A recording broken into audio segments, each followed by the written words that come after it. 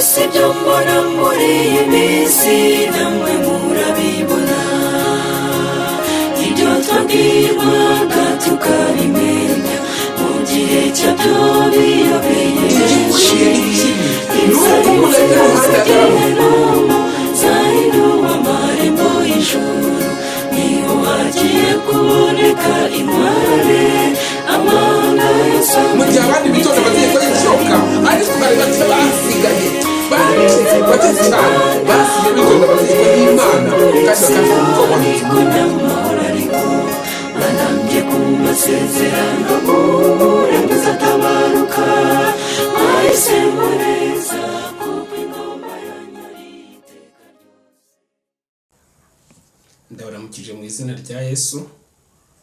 Tugeze mu mwanya tugiye kuganira ijambo ry'Imana, katwicishije bugufi tubanze dusenge. Data wera, Mana ikiranuka, twongeye kwicisha bugufi imbere yawe tugushimira kutubereye Imana. Tugeze mu mwanya wo kwiga ijambo ryawe Mwami, turakwinze kugira ngo ubane natwe, ubane n'umutima w'umuntu wese wumva iri jambo. Reka Mwami Imana yacu, imitima yacu bagukire kumva ijwi ryongorera ry'Umwuka wera, kandi utubashije kubaho nk'uko ushaka no kugira imyiteguro ikwiriye muri kino gihe gisoza amateka y'isi. Umwuka wabane natwe muri byose mu izina rya Yesu, amen. Bavandimwe, tugiye kuganira ku ijambo ry'Imana. Ndagira ngo mbabwire ko tugeze mu gihe gisoza amateka y'isi. Tubayeho mu gihe gikomeye cyane, aho buri wese akwiriye kwigenzura, akagenzura umutima we, akagenzura ibyanditswe byera, akagenzura ibimenyetso byo kugaruka kwa Yesu uko bigenda bisohora umunsi ku wundi, akamenya umwiteguro akwiriye kugira, kandi bikamutera kujya imbere y'Imana kugira ngo ashake uwo mwiteguro ukwiriye ku Mana koko. Bitabaye ibyo ngibyo, abantu benshi bazatungurwa, ariko ntabwo abana b'Imana bazatungurwa. Amagambo tugiye kuganiraho ni amagambo aboneka mu Byahishuwe igice cya 12, Ibyahishuwe igice cya 12 umurongo wa 17. Ibyahishuwe 12 umurongo wa 17 haranditse ngo, ikiyoka kirakara wa mugore kiragenda ngo kirwanye mu rubyaro rwe basigaye, bitondera amategeko y'Imana kandi bafite guhamya kwa Yesu. Aya magambo ndumva nshaka ko tuyaganiraho mu mwanya muto dufite. Ndasaba kugira ngo Umwuka w'Imana abane nawe kandi akubashishe gukuramo icy'ingenzi cyatuma ugira umwiteguro ukwiriye mu gihe cya none. Ikiyoka kirakarira wa mugore. Turabonamo ikiyoka, turabonamo umugore, turabonamo n'urubyaro rw'abasigaye. Ikiyoka ntabwo wenda tubibuze kubitindaho cyane mu busobanuro bwinshi, kuko mu mirongo ibanza y'iki gice bari bagisobanuye. Ku murongo wa 9 haranditse ngo, cya kiyoka kinini kiracibwa, aricyo ya nzoka ya kera yitwa umwanzi na Satani, aricyo kiyobya abari mu isi bose, nuko kijugunywa mu isi, abamarayika bacyo bajugunyanywa nacyo. Ikiyoka ni inzoka ya kera, niko byanditse ngo nicyo ya nzoka ya kera yitwa umwanzi na Satani. Kirashushanya Satani hano. Ubundi ijambo ikiyoka muri Bibiliya iyo rivuzwe rishushanya ibintu bibiri, rigira ubusobanuro bubiri butandukanye bitewe naho rigiye gukoreshwa. Ubwa mbere rigira ubusobanuro bwa Satani, ariko iki kiyoka kibasha no gukoreshwa, ijambo ikiyoka ribasha no gukoreshwa rishaka gusobanura abakorera Satani, leta zo mu isi zikorera Satani. Kugira ngo tubanze dufate urugero gatoya, reka turebe ku murongo wa 4 wa kino gice cya 12 cy'Ibyahishuwe. Haranditse mereka ku wa 3 ngo, mu ijuru haboneka ikindi kimenyetso, mbona ikiyoka kinini gitukura gifite imitwe 7 n'amahembe 10, no ku mitwe yacyo gifite ibisingo 7. Umurizo wacyo ukura 1/3 cy'inyenyeri zo kwijuru, uzijugunya mu isi. Aha birumvikana ko ikivugwa ahangaha ni Satani, niwe wavuye mu ijuru amanukanye n'abamarayika bigometse ku Mana, 1/3 cy'abamarayika nk'uko ibyanditswe bivuga. Ariko iyo dukomeje imbere gato haravuga ngo icyo kiyoka gihagarara imbere y'uwo mugore waramukwaga kugira ngo namara kubyara gihere ko kirya umwana we kimutsotsobe. Icyo kiyoka gihagarara imbere y'uwo mugore kugira ngo namara kubyara umwana kimurye kimutsotsobe. Ikiyoka kivugwa ngaha kugira ngo tukimenye birasaba ko tumenya uyu mugore uvugwa ninde cyangwa se uyu mwana ninde. Kugira ngo tumenye umwana uwo ari we, kadusoma umurongo wa 5. Abyara umwana w'umuhungu uzaragiza amahanga inkoni y'icyuma. Umwana warasohorwa ajyanwa ku Mana no ku ntebe yayo. Nta gushidikanya birahita byumvikana kuvugwa ari Yesu, niwe ugomba kuragiza amahanga inkoni y'icyuma. Niwe wagiye kwicarana, uzamuye mu ijuru yicarana na Data ku ntebe nk'uko byanditswe muri Bibiliya. Noneho twongere dusubire inyuma gatoya. Niba umwana uvugwa ahangaha ari Yesu Kristo, ikiyoka gihagarara imbere y'uwo mugore waramukwaga kugira ngo namara kubyara gihere ko kirya umwana we kimutsotsobe. Wakwibaza mbese ninde washatse kwica Yesu ubwo yavukaga? Ngo ikiyoka cyahagaze imbere y'umugore kugira ngo nabyara umwana kimurye kimutsotsobe. Ninde wari witeguye ko agagara hafi aho ngaho kugira ngo Yesu navuka amwice? Ninde washatse kumwica? Ninde wishe abana batarengeje imyaka 2 bose b'abahungu agendere gushaka kwica Yesu wa wundi ugomba kuzagiza amahanga inkoni y'icyuma? Nta gushidikanya ni Herode wari uhagarariye ingoma y'Abaroma. Bityo ikiyoka nubwo ubusobanuro bwacyo bwa mbere gishushanya Satani, ariko ikiyoka kinashushanya leta zo mu isi z'abapagani zikorera Satani. Kugira ngo tubyumve neza, twinjire mu cyigisho neza, reka twongere turebe muri Ezekiyeli, turebe no muri Ezekiyeli igice cyaho cya 29. Ezekiyeli 29 ku murongo wa 3 haranditse ngo umva uko umwami Uwiteka avuga ngo dore ndakwibasiye Farawo mwami wa Egiputa, wa kiyoka kinini we kiryamye hagati y'imigezi yaho, wavuze uturuzi rwanjye n'urwanjye bwite kandi nijye warwiremeye ubwanjye. Ahangaha turabona Uwiteka agereranya umwami wa Egiputa, Farawo umwami wa Egiputa, amugereranya n'ikiyoka. Ati ndakwibasiye Farawo wa mwami wa Egiputa we, wa kiyoka kinini we kiryamye hagati y'imigezi yaho. Bigaragare ko mu by'ukuri ikiyoka nubwo gishushanya Satani muri sanse ya mbere, ariko kinavuga leta zo mu isi, atari zose ahubwo leta zikorera Satani, leta za gipagani zisoza imigambi ya Satani. Katugaruka hano mu byahishuwe haranditse ngo ikiyoka kirakarira wa mugore, kiragenda ngo kirwanye abo mu rubyaro rwe basigaye bitondera amategeko y'Imana kandi bafite guhamya kwa Yesu. Ikiyoka tubonye icyo ari cyo. Sanse ya mbere gishushanya Satani, ariko no sanse ya kabiri gishushanya leta zo mu isi za gipagani zisoza imigambi ya Satani. Icya kabiri none twibaza, mbese uyu mugore uvugwa ahangaha ninde? Ikiyoka kirakara wa mugore, kiragenda ngo kirwanye mu rubyaro rwe basigaye bitonda amategeko y'Imana kandi bafite guhamya kwa Yesu. Ubundi kino gitabo cy'ibyahishuwe kitubwira abagore b'uburyo bubiri. Umugore umwe nuboneka muri kino gice turimo cya 12.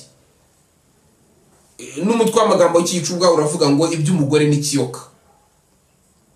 Hari n'undi mugore uvugwa mu byahishuwe 17. Naho havugwa undi mugore ngo uhetswe n'inyamaswa itukura, ngo yicaye ku mazi menshi, ngo yuzuye amazina yo gutuka Imana, ngo mu ruhanga rwe ngo handitsemo ngo Babuloni ikomeye, nyina bizira byo mu isi, ngo ni umugore wa maraya. Ntabwo tugiye kuvuga iby'uwo mugore wa maraya, ahubwo umugore uvugwa ahangaha ni umugore bavuze ibimuranga ngo ku murongo wa mbere ngo ikimenyetso gikomeye kiboneka mu ijuru, mbona umugore wambaye izuba, ukwezi kwari munsi y'ibirenge bye, ku mutwe yambaye ikamba ry'inyenyeri 12, kandi yari atwite, nuko atakishwa no kuramukwa ababazwa n'ibisi.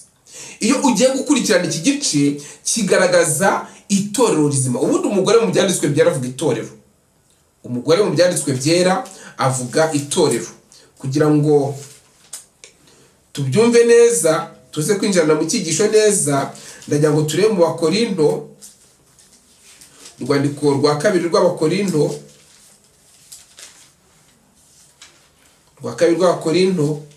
haratugaragariza neza yuko umugore avuga itorero.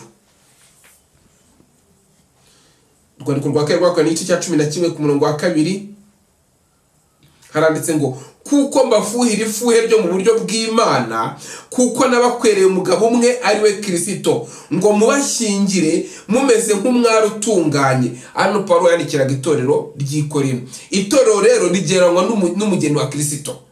Itorero rigereranywa n'umugeni wa Kristo, Kristo akajyanwa n'umugabo w'iryo torero. Rero umugore, iyo Bibiliya ivuze umugore bishaka kuvuga itorero. Ariko wareba mu byanditswe 17 ho hakavuga umugore wa maraya. Ni ukuvuga uruhurirane rw'amatorero atandukanye atagenda kuri gahunda n'amategeko by'umugabo wayo ari we Kristo. Ubundi amategeko y'umugabo ya Kristo aboneka hano muri iri jambo. Hari amatorero dufite mu isi agira imigabane myabira yirengagiza, akavuga twe tuzadukurikiza ibindi, bakagira ibyo bashaka gukurikiza n'ibyo badakurikiza. Abo ngabo biri bagiranya n'amatorero bimeze kukirijyanye na maraya. Ariko umugore uvugwa hano mu byanditswe 12 we ni umugore utunganye w'imico myiza, ngo yambaye izuba. Ubundi yavuze izuba muri Malaki igice cya 2 hagaragaza yuko izuba ni Kristo, ni izuba ryo gukiranuka. Rero uyu mugore uvugwa ngaha ni itorero ry'Imana. Niba turimo tuvuga ngo icyuka kirakarira wa mugore, ntabwo ari ukuvuga ko kirakarira amadini abonetse yose. Ni itorero ry'Imana ryo mu minsi y'imperuka. Ngira ngo ahanga no turumva neza ibyo icyigisho tugiye kwinjiramo. Ntabwo ari icyigisho kireba abapagani bo hanze, ahubwo ni icyigisho kireba itorero ry'Imana ryo mu minsi y'imperuka. Icyuka kirakarira wa mugore, kirakarira itorero ry'Imana ryo mu minsi y'imperuka. Mu yandi magambo, icyuka kirakarira wa mugore kiragenda. Aha haratangaje. Uhasomye wahita ugira ngo icyuka cyamurakariye kibura uko kibigenza, kirikubita kiragenda. Ushobora kuvuga uburyo ngo nahoranye na kana karagenda, ariko se kiragenda kimuvuye iruhande kirahunze?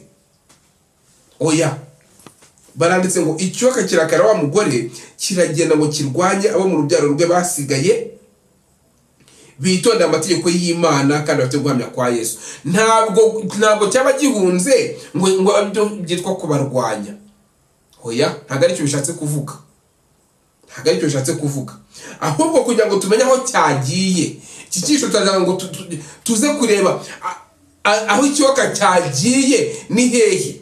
Kuko iki cyuka niba ari Satani, dukwiriye kukirwanya. Nyandiko iravuga ngo nzashyira urwango hagati yawe n'uyu mugore no hagati y'urubyaro rwawe n'urwe. Niba umuntu ari mu bwoko bw'Imana, agomba kurwanya icyuka, agomba kurwanya Satani byanga bikunda. Ndetse ahandi Bibiliya iravuga ngo murwanye Satani nawe azabahunga. Ariko ntabwo wamurwanya utazi aho aherereye. Ushaka kurwana urugamba neza bisaba yuko abanza kumenya umwanzi ari hehe. Utazi umwanzi ukurwanya aho aherereye, ntabwo urugamba wazarutsinda. Iki cyigisho turagira ngo turebe neza iki cyo bavuga ngo kiragenda kigiye hehe. Dukeneye kumenya aho kiri kugira ngo tumenye aho uko tukirwanya.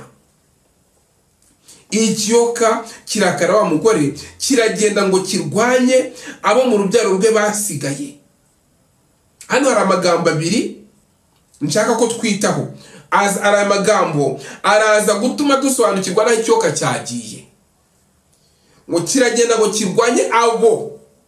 Kuki wavuze ngo abo? Kuki wavuze ngo abo?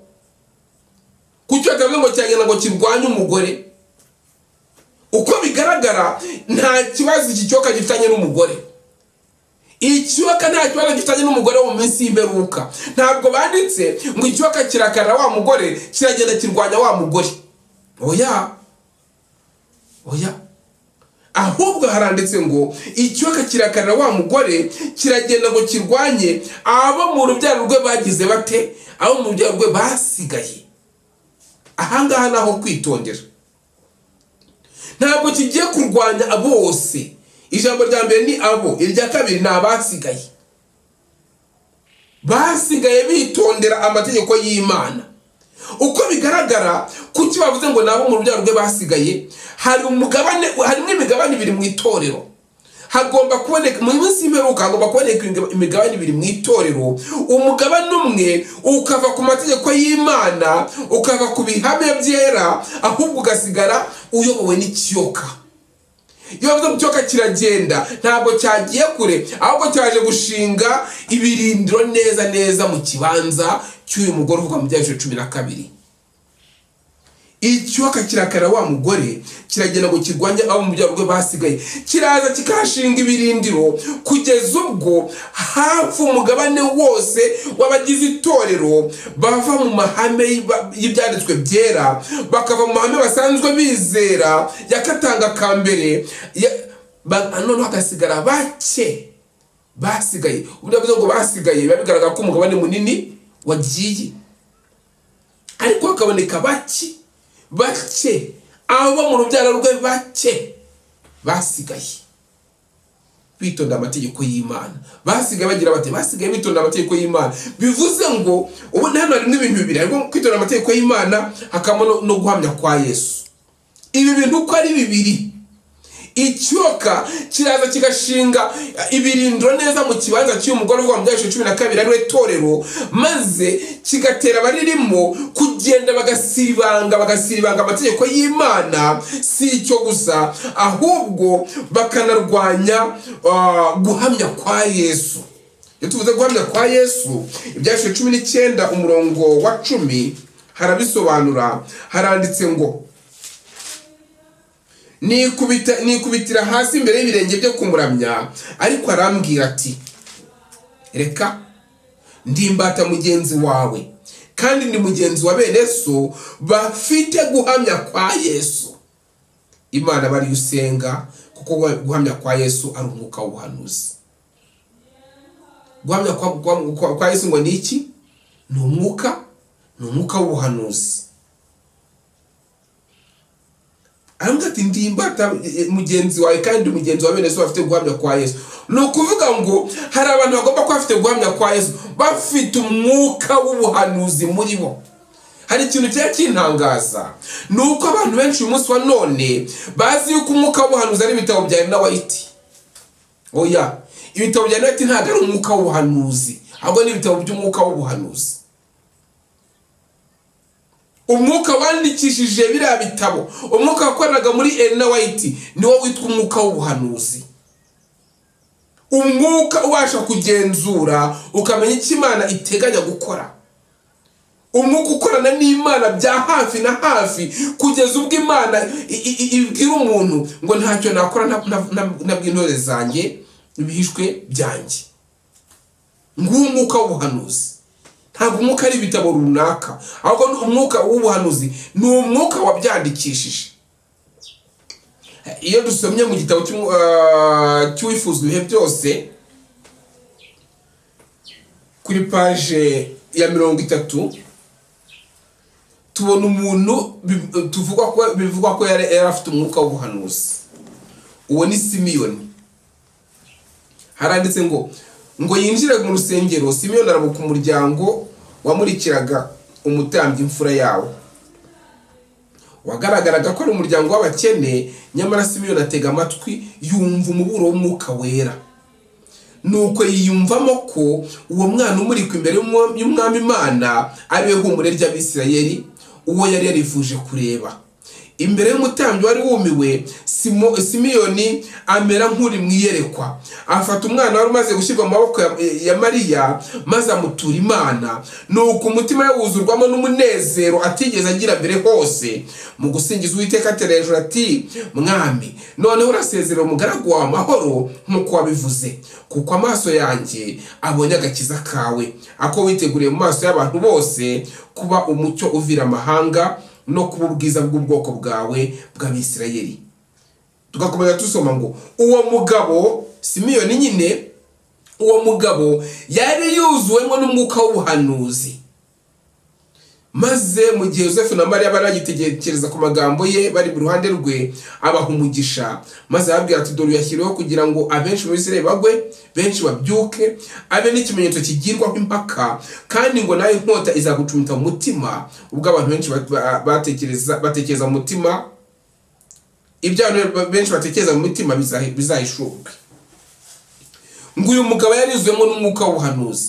Ntabwo mu gihe cya Simiyoni ibitabo bya leta byari bihari, intambara ikomeye ntabwo yari yakandikwa, uwifuza byose ntabwo yari yakandikwa, nta n'ikindi gitabo na kimwe mu bitabo dufite by'umwuka w'ubuhanuzi cyari gihari. Ahubwo umwuka wari umurimo wari umwuka w'Imana. Umwuka w'ubuhanuzi ni umwuka w'Imana. Rero ntabwo ibitabo by'umwuka w'ubuhanuzi ari byo mwuka w'ubuhanuzi ubwabyo, ahubwo umwuka w'ubuhanuzi ni umwuka wandikishije ibitabo, ubasha kubisoma pe, ukamenya byinshi, ukabirondora, ukabifata mu mutwe, ukamenya intambara ikomeye, ukamenya ibyakozwe n'abakurambere n'abahanuzi, ukabibizi byose uko bikurikirana uzi amagambo yanditsemo, ariko udafite umwuka w'ubuhanuzi muri wowe, utanawuzi. Simiyoni we yari yuzuye n'umwuka w'ubuhanuzi. Yinjiye mu rusengero, umuryango w'urusengero, nubwo hari umuryango w'abakene, nubwo hari umuryango abatambyi bandi batabashije kumenya, ariko ngo akinjiramo atega amatwi, yumva umuburo w'umwuka wera. Umuntu ufite umwuka w'ubuhanuzi ni umuntu ubasha gutega amatwi akabasha kumva ijwi ry'umwuka wera.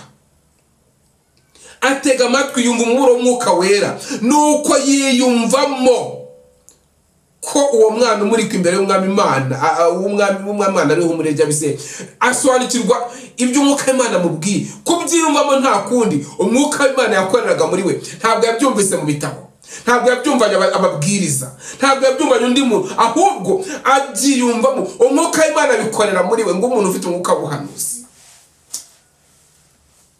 Ngo itorero ryo mu minsi y'imperuka hagomba kuboneka umugabane mutoya w'abitonda amategeko y'Imana, bakanagira uyu mwuka, bakagira umwuka ubasha gusabana n'Imana, ukabasha gutega Imana amatwi, umwuka w'Imana akabasha gukorera muri bo, ukavugira muri bo, bakiyumva nk'icyo umwuka w'Imana ashaka, ntibasobanye n'umwuka w'Imana. Baranditse mu Byahishuwe 14 umurongo wa 5 ngo abo ngabo no bakurikira umwana w'intama aho ajya hose. Kuki? Bazi ijwi rye, aravuga bakumva, yavuga ngo mukataha bakakata, munyura hano bakanyura aha. Simiyoni ngo yiyumvamo ko umwana ari ihumure ry'Abisirayeli, uwo yari yarifuje kureba. Umuntu ufite umwuka w'ubuhanuzi muri we ahora yifuza kureba Kristo, ahora amurangamiye.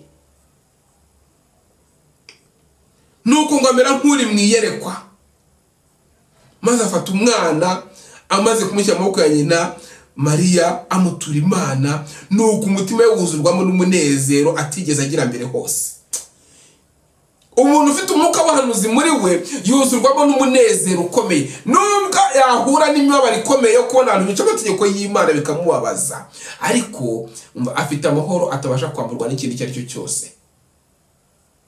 Ng'igitorero ryo mu minsi y'imperuka rero, ikiyoka kirakara wa mugore kiragenda ngo kirwanye abantu buzuwemo n'uwo mwuka, umwuka w'ubuhanuzi, umwuka utuma badasobanya n'Imana, utuma batega amatwi ijambo ry'Imana n'umwuka wera, bakamenya amategeko y'Imana, amategeko ya Kristo naye kuri iyi ngingo.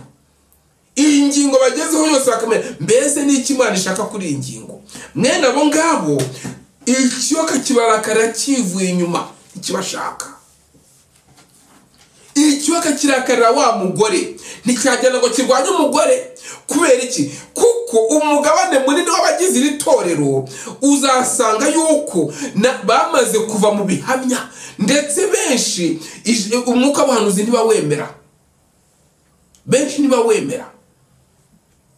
Ni umwuka w'ubuhanuzi atabaza avuga ati nyamuneka turi mu gihe kidasanzwe, mukwiriye kuba badasanzwe, mukwiriye gusenga bidasanzwe. Uwo muntu uzaboneka afite umwuka w'ubuhanuzi muri we agatangira gusenga nk'uko mu buryo budasanzwe nk'uko ijambo ry'Imana rimusaba, hazaboneka undi mugabane w'abagize itorero, ndetse benshi mu bayobozi bahaguruka kuvuga bati uyu muntu arakabya. Hari ikintu kintangaza, uburyo abantu barakara rwose ngo kanaka yagiye mu masengesho ngo yarasenga. Ibyo mu minsi mike maze mu rugendo byarantangaje. Bakarakara, nta mubyizi we wishe, ntabwo ari buze kugusaba ibyo kurya, ntabwo agusaba kumurihira abana amashuri cyangwa se kumutungira umuryango, ntabwo agusaba imyenda, ariko ngo yaraye mu masengesho ngo kandi ngo tutamuha uburenganzira. Abantu umunsi wa none barakajwe nuko abantu bigisha ijambo ry'Imana ngo bafite YouTube channel.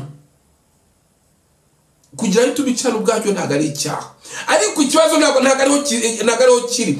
Aho ruzingiye ni hehe? Baravuga ngo ntabwo badusabye uburenganzira, ntabwo badusabye uburenganzira. Aho bitera kwibaza, mbese barashaka icyubahiro cy'Imana cyangwa n'icyubahiro cyabo bishakira? Nshuti muvandimwe, ndagira ngo igihe tugezemo witonde, umenye isaha duhagazemo, maze uce bugufi ushakashaka umwami Imana ngo abe ari we ukuyobora gusa n'ijambo rye. Kuko uyu munsi wa none abantu benshi barishakira icyubahiro cyabo aho kugira ngo bashake icyubahiro cy'Imana. Abantu babaswe nuko umuntu ngo yigishije kuri YouTube abashyiraho, dufite abizera batandukanye bashyiraho ibintu bitandukanye ndetse by'urukozasoni kuri YouTube channel. Ntabwo uzigera wumva inama y'itoro yateranye bavugaho, ariko inama y'itoro ziricara zigaterana, ndetse ikibwirizwa cyo kigatambuka bavuga kuri YouTube channel y'abantu bigisha ijambo ry'Imana. Icyo ni ikibazo, icyo ni ikibazo. Ikiyoka kirakarira wa mugore, kiragenda gishinga ibirindiro mu kibanza rwagati cy'umugore ariwe torero ryo mu minsi y'imperuka ry'Imana, kugira ngo kibone uko kirwanya neza urubyaro rwe rwasigaye ruririmo. Kuko kubwacyo, kubw'ikiyoka, kubwa Satani, abari mu itorero bose bakagombye gukurikiza umurongo we, ariko habonetse agatsiko gato k'abantu bake b'insuzugurwa badashaka kugenda ku mabwiriza y'ikiyoka. Aho ngaho kirahaguruka kikarwanya intambara ikomeye, kandi noneho ntutekereze ko kizagerwana kiri kure, ahubwo kizifashisha cyane cyane abo mu rubyaro rw'umugore batasigaye bitonda amategeko y'Imana, abo mu rubyaro rw'umugore bagize amahame amwe y'ibyanditswe byabadohokaho. Cyo gitera abantu kurakara, bakarakara bati ntabwo yadusabye uburenganzira ajya kwigisha ririya jambo kuri YouTube. Nshuti mwene data, mbese Yohana Umubatiza agiye gusaba nde uruhushya? Mbese ba Pawulo na ba Petero bagiye gusaba nde uruhushya? Uruhushya rwaratanzwe igihe Yesu yavugaga ngo nuko mujye mu mahanga yose mwigisha abari mwe bose ubutumwa bwiza. Ahubwo iyo ubirwanyeza ko ashaka icyubahiro cy'Imana mu by'ukuri, yakagombye gushakisha uburyo atera inkunga abigisha iryo jambo. Ariko biratangaje, oya, bakavuga ngo inyigisho yigisha rwose nta kibazo kizirimo, ngo ikibazo ngo nuko atadusabye uruhushya. Ikiyoka gishinze ibirindiro hagati mu kibanza cy'umugore ariwe torero ryo mu minsi y'imperuka. Ntabwo ikiyoka gifanye ikibazo n'uyu mugore, ahubwo ngo kiragenda ngo kirwanye abo mu rubyaro rwe basigaye. Abatarasigaye bitonda amategeko y'Imana bazabaho imibereho kurwanya ubwoko bw'Imana.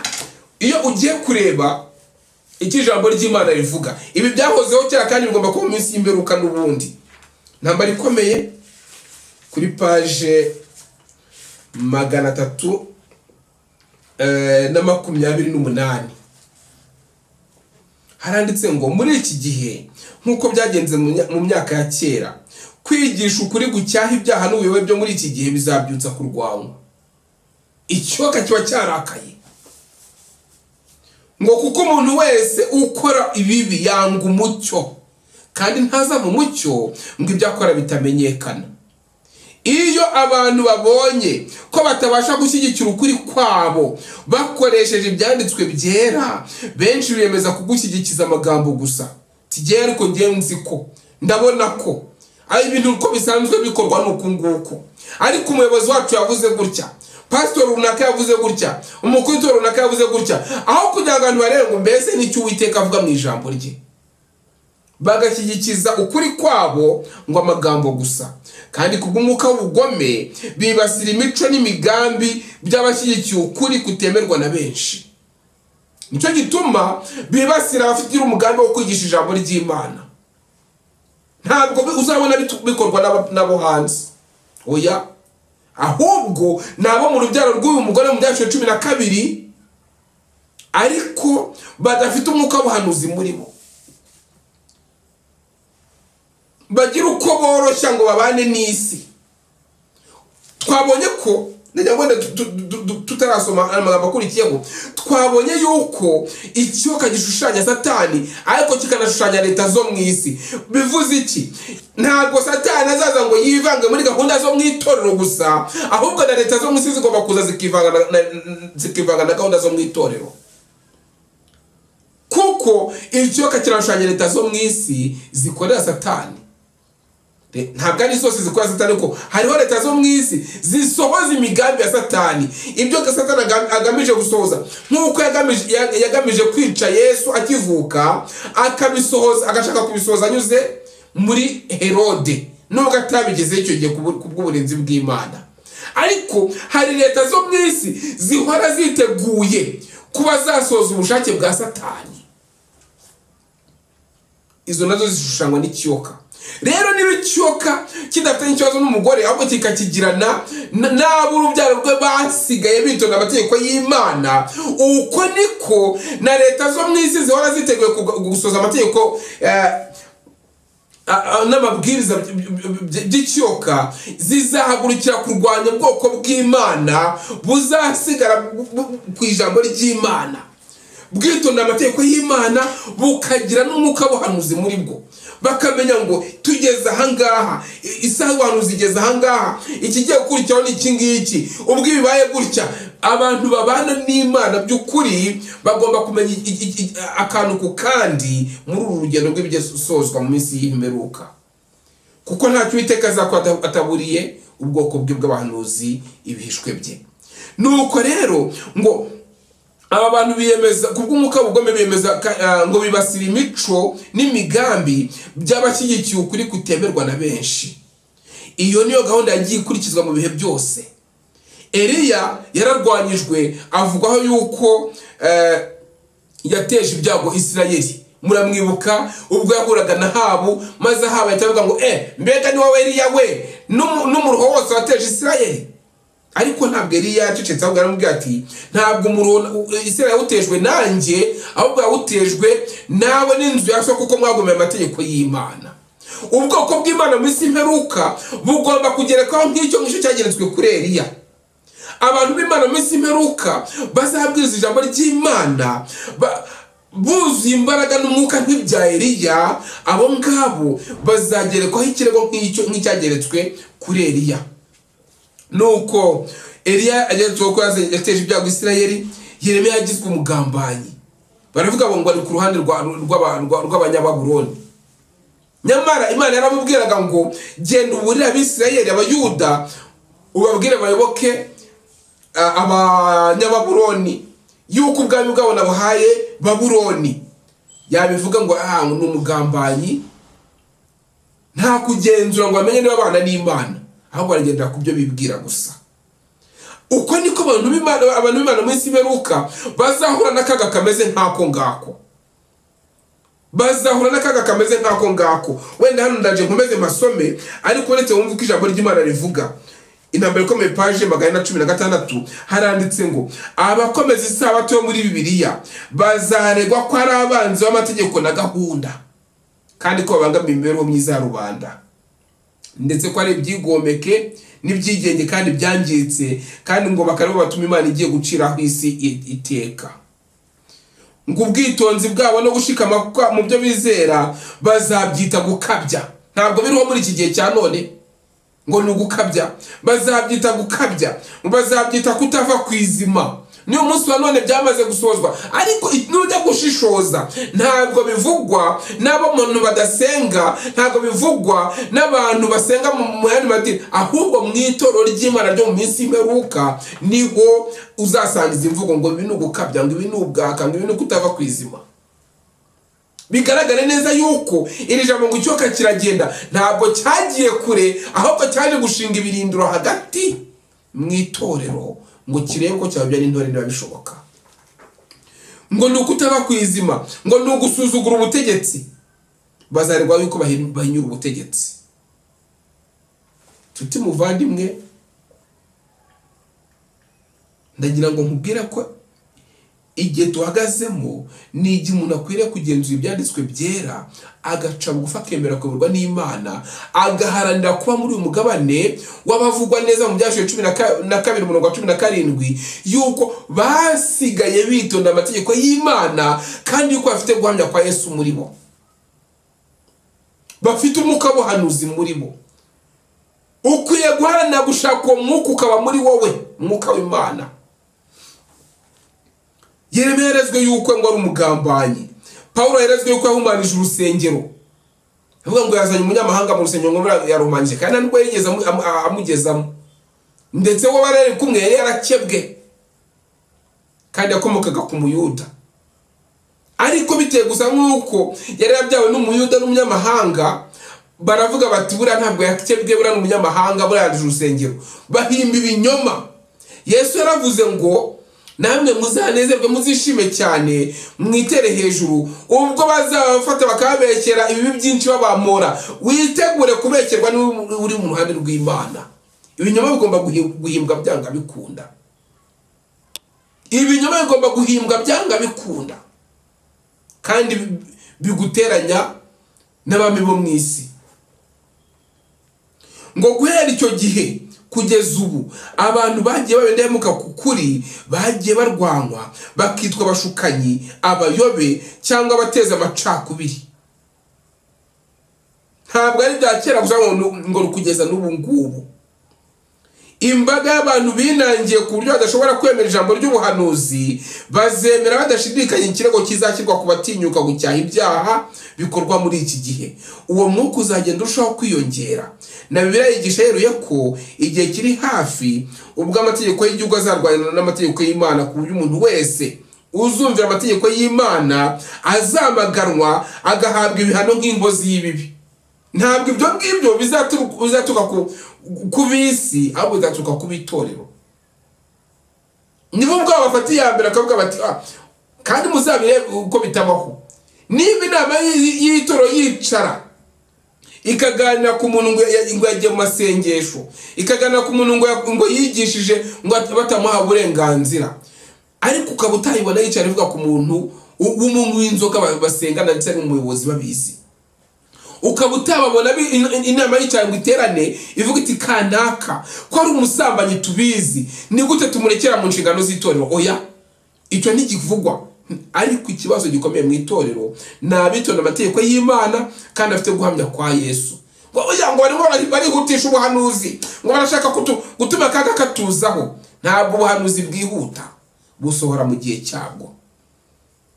Ikibazo ni iki ngiki, mu gihe ibintu bimeze bityo, inshingano y'umubwirizabutumwa ni iyihe? Mbese azafata umwanzuro kukuri kudakwiriye kuvuga bitewe nuko akenshi ingaruka ukuri gutera ari ugukangurira abantu kwima amatwi cyangwa kurwanya ibyo kuvuga? Oya, nta mpamvu umuvugabutumwa afite zo guhisha ubuhamya bw'ijambo ry'Imana bitewe nuko byateza abantu guhaguruka bakaburwanya, nk'uko abagorozi ba mbere nabo batagize izo mpamvu. Nta mpamvu yari yo guceceka ukuri, ukuri kugomba kuvugwa nk'uko kuri, kugomba kuvugwa nk'uko kuri. Rero iri jambo niryo numvaga nshaka ko tuganiraho, ngo icyoka kirakarira wa mugore kiragenda, ntabwo cyagiye kuko cyagiye gushinga ibirindo mu kibanza cy'uyu mugore ngo kirwanye mu rubyaro rwe. Basigaye bitonda amategeko y'Imana kandi afite guhamya kwa Yesu. N'abantu Imana itanga amategeko bakamenya ngo ni Imana ivuze, bazi ijwi ry'Imana, bazi ijwi ry'Imana. N'abantu bafite umwuka w'ubuhanuzi muri bo, n'abantu babana n'Imana kugeza ubwo Imana igenda igahinduka inshuti nabo, bakaba inshuti y'Imana kugeza ubwo Imana ivuga ngo ntacyo nakora ntabwiye umugaragu wanjye. Ari amagambo yigeze anezeza cyane, amagambo ari mu Itangiriro mu gice cyaho cya 18 umurongo wa 17. Uwiteka aribaza ati, Aburahamu nagwisha icyo ngiye gukora? Birashoboka. Ibi nta handi byaturukaga, ni ku bucuti bwimbitse Aburahamu yarafitanye n'Imana. Rero abantu bo mu byaro rw'Uwiteka rwasigaye rwitonda amategeko y'Imana kandi rukajyana n'umwuka w'ubuhanuzi guhamya kwa Yesu, n'abantu bagira umushyikirano n'Imana bakabana nayo kugeza ubwo Imana ivuga ngo nahangara nte kugira icyo nkora ntamubwiye ko ari inshuti yanjye. Nk'uko yabyibajije kuri Aburahamu, Imana igiye kujya kurimbura Sodoma n'Igomora, maze Uwiteka aribaza ati ese ubu hari icyo nakora koko mpisha Aburahamu? Umva ko ijambo ry'Imana rivuga mu isomo ry'ikimenywa benshi muri Amosi igice cya 3 umurongo wa 7 handitse amagambo avuga ngo nukuri Uwiteka Imana ntizagira ikikora itabanje guhishurira abagaragu bayo b'abahanuzi ibihishwe byayo. Nshuti muvandimwe, ndakurarikira kugira ngo ushake ubucuti. Ubucuti ntabwo bupfa kwizana. Ubucuti burabagarirwa, ubucuti buravomerwa. Biragusaba kugira igihe ubana n'Imana. Uruhande rw'Imana rwo yararukoze, yaravomereye, yarahinze, irima amasinde iratabira, ishyiramo ifumbire. Umva, nta kitakoze kuba yaratanze. Yesu yatanze byose. Yatanze Yesu, itanga umwuka wayo, kandi umunsi ku wundi igerageza kukuba hafi kugira ngo irebe ubwo bucuti hagati yawe nayo. Inyandiko iratubwira mu Baroma igice cyaho cya 5, Abaroma igice cya 5, ntabwo nkwereke yuko Imana uruhare rwayo rwo yarukoze kandi n'ubungu biteguye kurukora n'uyiha umutima wawe. Haranditse amagambo atangaje nkunda, igice cya 5 umurongo wa 6 ngo tukiri abanyantege nke mu gihe gikwiriye Kristo yapfiriye abanyabyaha. Birakomeye kugira ngo umuntu apfire umukiranutsi ntazi umunyabyaha. Icyakora hari byashoboka ko umuntu yatinyuka gupfira umunyangeso nziza, ariko Imana yo, amagambo ndayakunda cyane, ariko Imana yerekanye urukundo rwayo dukunda ubwo Kristo yadupfiraga tukiri abanyabyaha. Ntabwo yarindiriye ko dukira, ntabwo yarindiriye ko twihana, ahubwo yadupfiriye tukiri abanyabyaha. Oya, kugira ngo ubyumve neza ndashaka gusomera isomo nkarisorezaho. Riri muri Ezekiyeli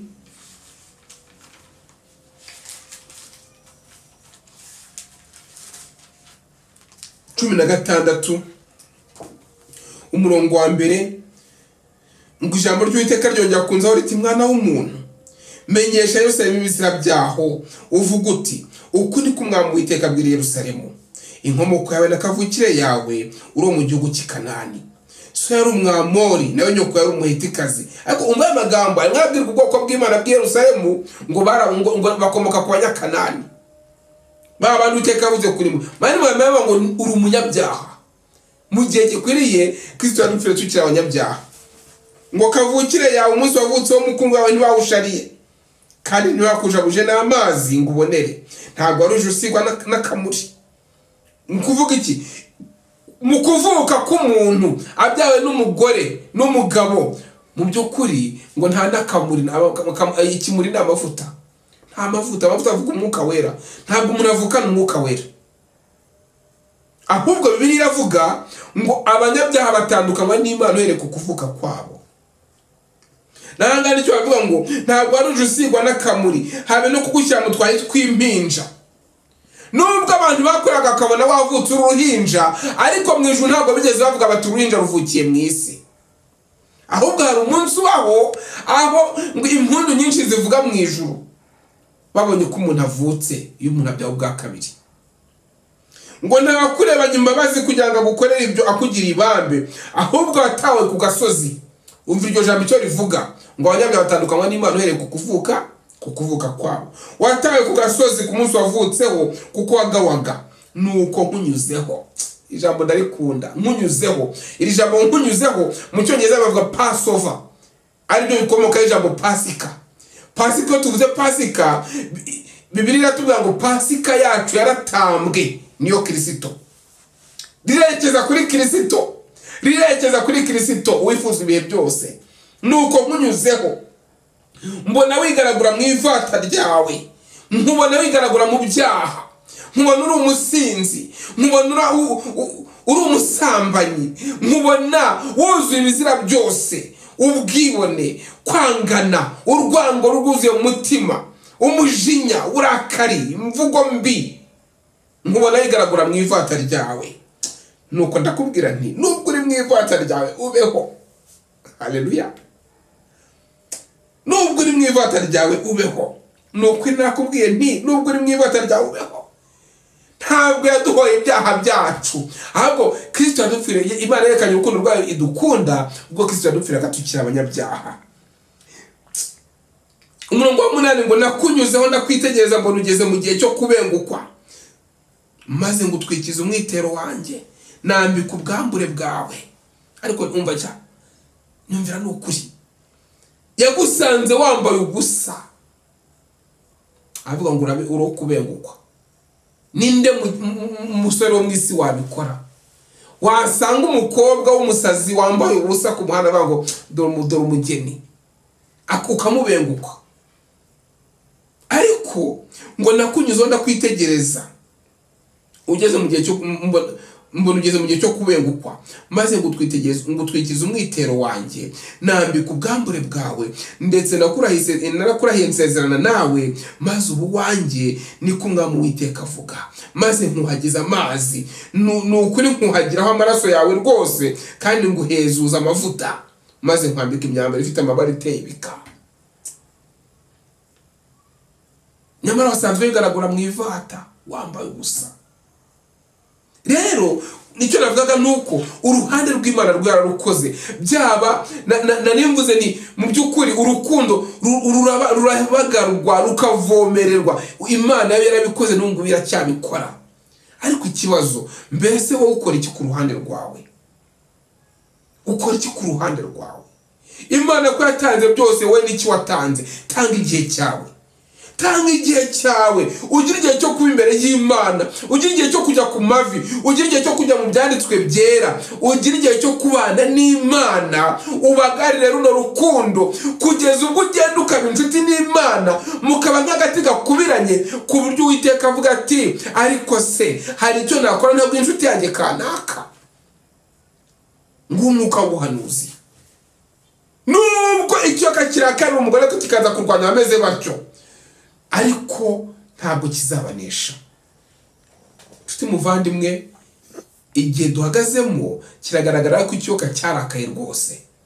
Ni igihe kigaragaza yuko iki cyoka cyamaze kwinjira umugore mu buryo bwigaragariza umuntu ari we wese. Ariko igikwiriye ni kimwe, nuko umuntu agira uruhande agaramo. Mwitora harimo imigabane uyu munsi wa none, ukaba mu mugabane uvugwaho mu byanditswe byera ngo aba mu rubyaro rwe basigaye bitonda amategeko y'Imana, mu gihe abandi bitonda amategeko y'icyoka. Ariko hari bake basigaye, bake cyane basigaye bitonda amategeko y'Imana, kandi bakafite umwuka w'ubuhanuzi muri bo. Reka Imana tugire neza kugira ngo ubashe kumva amagambo, kandi ujye imbere yayo uyinginge, uyishakana umutima wawe wose, ngo iguhe uyu mwuka wawe muri we, mugirane ubucuti bwimbitse hagati yawe n'Imana, ube inshuti y'Imana. Icyo ugiye gukora cyose uyibwire, icyo wumvise uyibwire, maze nayo izakubwira byose.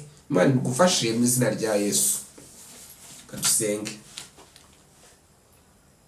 Urakoze cyane inshuti dukunda, Mwami Imana yacu, tugushimiye kuri ijambo yemeye ko ritambuka kandi ritwereka igihe duhagazemo, aho ikiyoka cyarakaye kikarakarira umugore kugira ngo kirwanye abasigaye bitondera ijambo ryawe, abafite umwuka w'ubuhanuzi muri bo. Nuko bavuze ngo turwanye Satani nawe azaduhunga. Tumurwanyisha iki? Kukwegera, ngo twegere Imana nayo izatwegera. Du umutima wo kukwegera, ubwoko bwawe bwose kumenya isaha duhagazemo, bitandukanye n'ibintu igihumbi bibahuza, ahubwo bagira umwanya wo kubana nawe no kurema ubucuti nawe, mu izina ry'Umwami wacu Yesu Kristo. Amen.